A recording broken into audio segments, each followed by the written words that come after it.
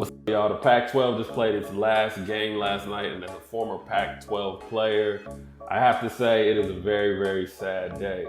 We've had the chance to catch up with some former Pac-12 NBA players, and we're going to talk about their thoughts, and then I'm going to share some of my thoughts and experiences from the Pac-12 as well, because this is definitely something that's going to change the college landscape forever.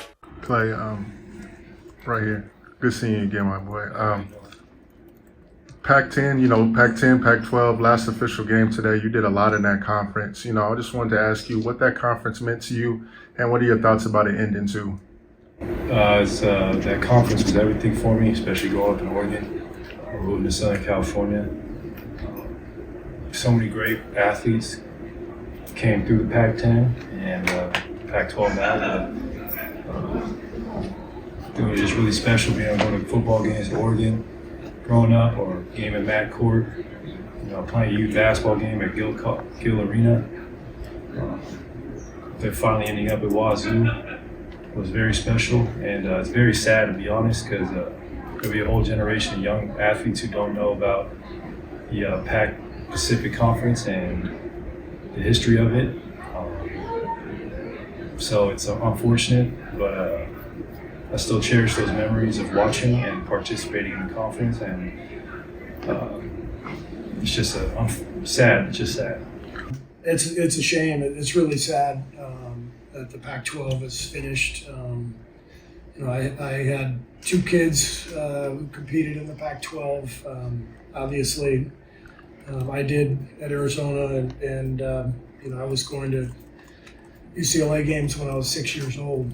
So all I've ever known is Pac-8, Pac-10, Pac-12, and it's a great conference, and just a sign of where college sports are, and not much anybody can do about it. But it's very sad, and I'll miss the conference. Pac-12 is not about to be here anymore. Y'all helped establish that.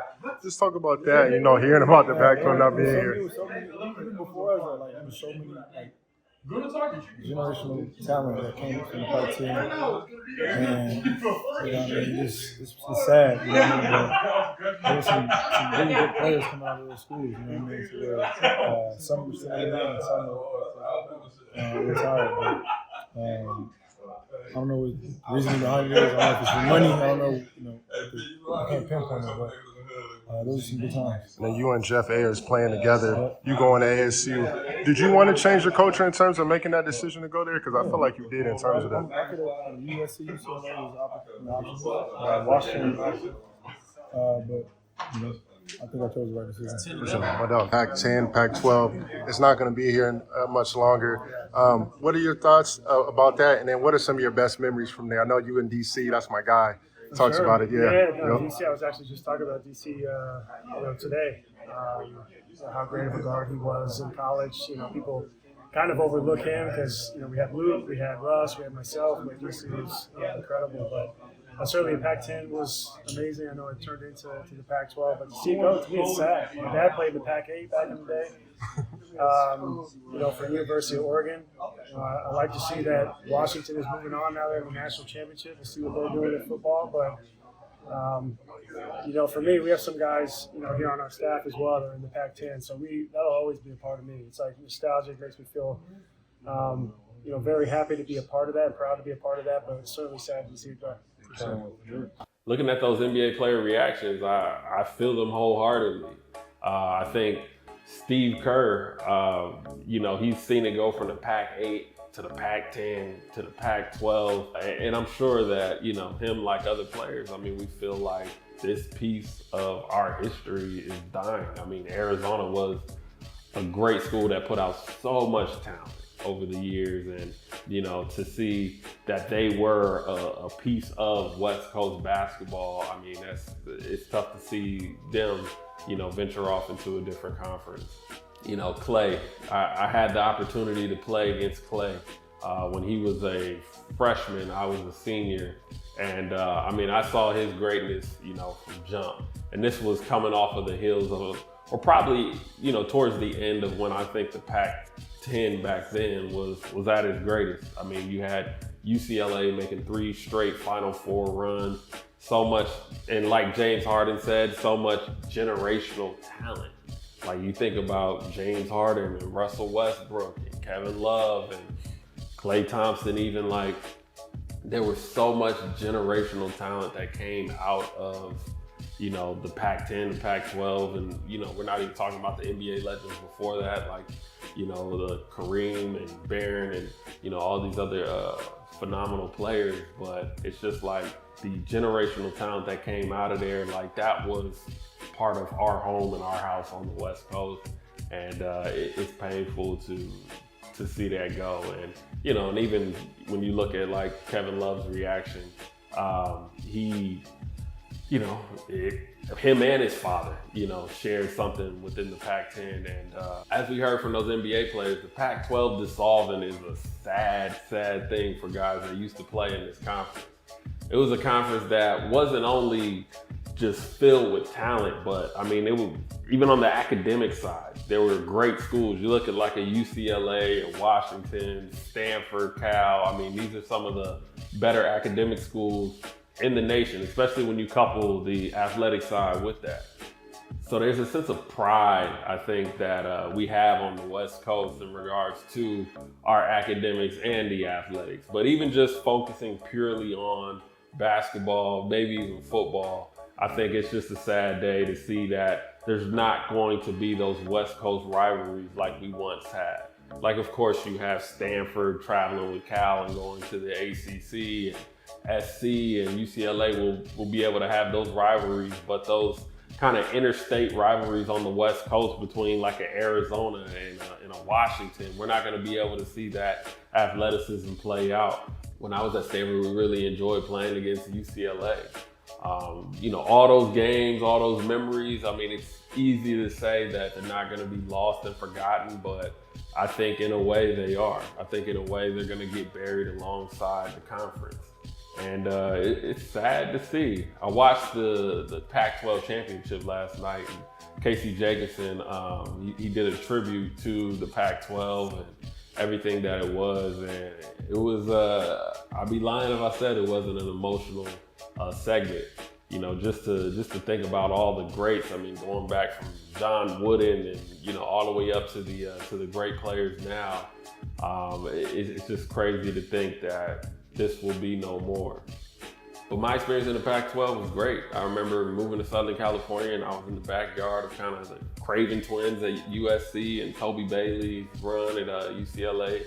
And, you know, I was able to see, you know, a lot of that talent, you know, just grow and move on to the NBA. And then when I finally had my chance, there was not a doubt I wanted to play in the Pac-10 at the time. And, you know, I went to Stanford. And by the time I committed to Stanford, Stanford was the #1 team in the nation. I think they were 28-0 that year at that point until they lost.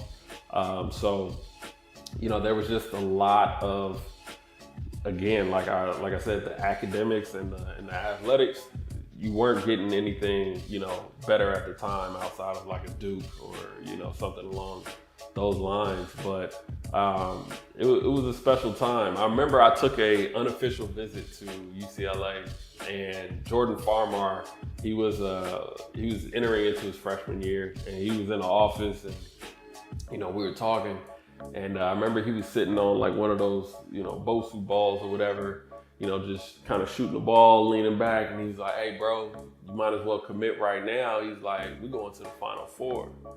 And I looked at him like, yeah, all right. And it's funny because back then when he said this, UCLA was probably like a 7th place, 8th place team in the Pac-10. They weren't anything special. They were still like rebuilding. And sure enough, by the time I got to Stanford, which would have been Jordan's sophomore year, I believe, my freshman year, they did it. 3 straight Final Fours, man. They went, and then they went again, and then they went again.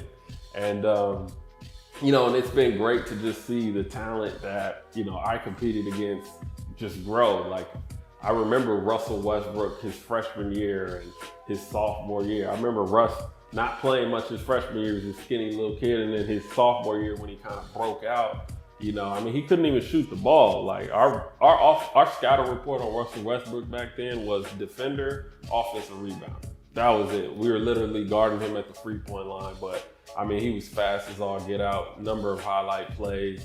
But I mean, those UCLA teams just they just kept reloading with talent, like Kevin Love, Luke Mbah-a-Moute, Farmer, Aflalo, Darren Collison.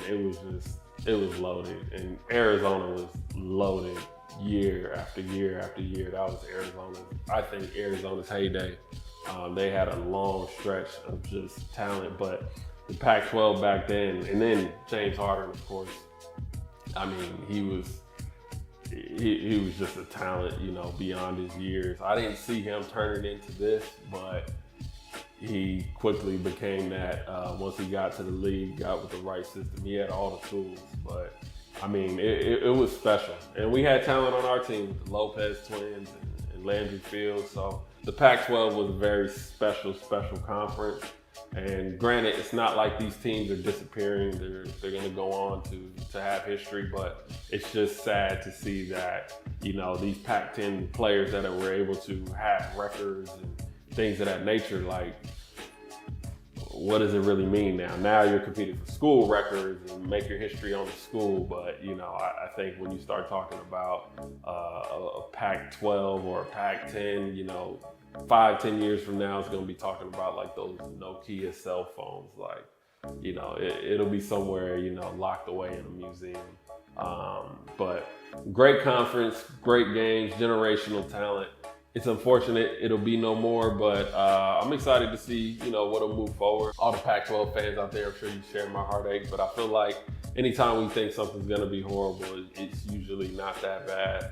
And hopefully the future will bring even more excitement as we start to develop these new matchups, new rivalries, and new history. But I appreciate you guys for listening. Please like, subscribe, and stay tapped in.